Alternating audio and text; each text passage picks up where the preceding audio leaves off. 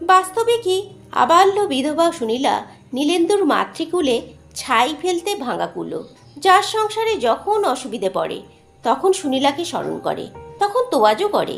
আবার সংসারের অবস্থা সহজ হয়ে এলেই আড়ালে মন্তব্য শুরু করে, বাবা ইনি যে আর নড়তে চান না, উনি কি ভেবেছিলেন চিরস্থায়ী বন্দোবস্তে এখানে আনা হয়েছিল ওকে?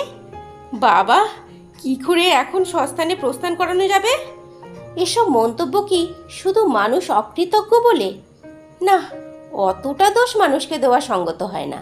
সুনীলার গুণই ওইসব আত্মীয়কুলকে অকৃতজ্ঞ জীবে পরিণত করে। সুনীলার এক মস্ত গুণ পরের সংসারকে নিজের মতো ভাবা।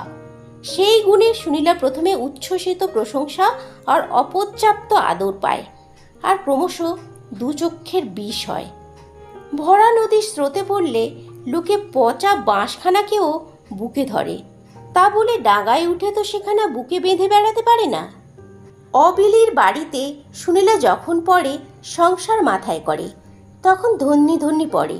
কিন্তু নির্বোধ সুনীলা সংসারের বিলি ব্যবস্থা হয়ে যাওয়ার পরও সংসারকে মুঠোয় রাখতে চায়। সেই মাতব্বরি, সেই মুরব্বিয়ানা কে পারে সহ্য করতে? নীলেন্দুর মা শেষ অসুখের সময়ও সুনীলাকে আনতে হয়েছিল, না এনে উপায় ছিল না। সুজাতার কোলে তখন শুভেন্দু, মাস কয়েকের বাচ্চা। নীলেন্দুর মা তো সুনীলার পিসি, পিসির সেবা যত্ন করবে, আশ্চর্যের কিছু নেই। না, আশ্চর্য হয়ে যাবার মতো ক্যাপাসিটি সুনীলা অনেক দেখালেও তখন কেউ আশ্চর্য হয়নি। আশ্চর্য হলো যখন দেখা গেল পিসি মরে যাবার পর, শ্রাদ্ধ শান্তি চুকে যাবার পরও রয়েই গেল সে। ফিরে যাবার কথা উচ্চবাচ্য করল না।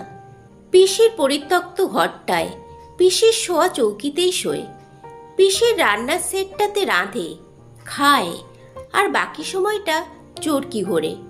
তখন চাকর ছিল না, একাধারে গৃহিণীর এবং ভৃত্যের, রাঁধুনির এবং ধোপার পাট নির্ভুল উতরে নিয়ে গিয়েছে সুনীলা।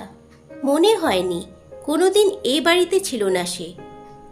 কিন্তু ক্রমশ সুজাতার কোলের বাচ্চা দাঁড়াতে শিখল, আর শাশুড়ি থাকাকালীন যে যে বাসনার ফুলগুলি তার কোরকের রূপে ছিল সেগুলি বিকশিত হবার জন্য আন্দোলন শুরু করে দিল। অতএব সুজাতা আড়ালে বরকে বলবে না কেন? সুনীলা দেখি তাহলে এখানে মার পোস্টটাই দখল করবেন স্থির করেছেন?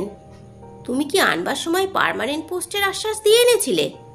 তবে এরা স্বামী স্ত্রী দুজনেই ভদ্র, মুখোমুখি কিছু বলেনি, যা কিছু আড়ালে। তা তখন এদের বিধি তেমন বাম ছিলেন না।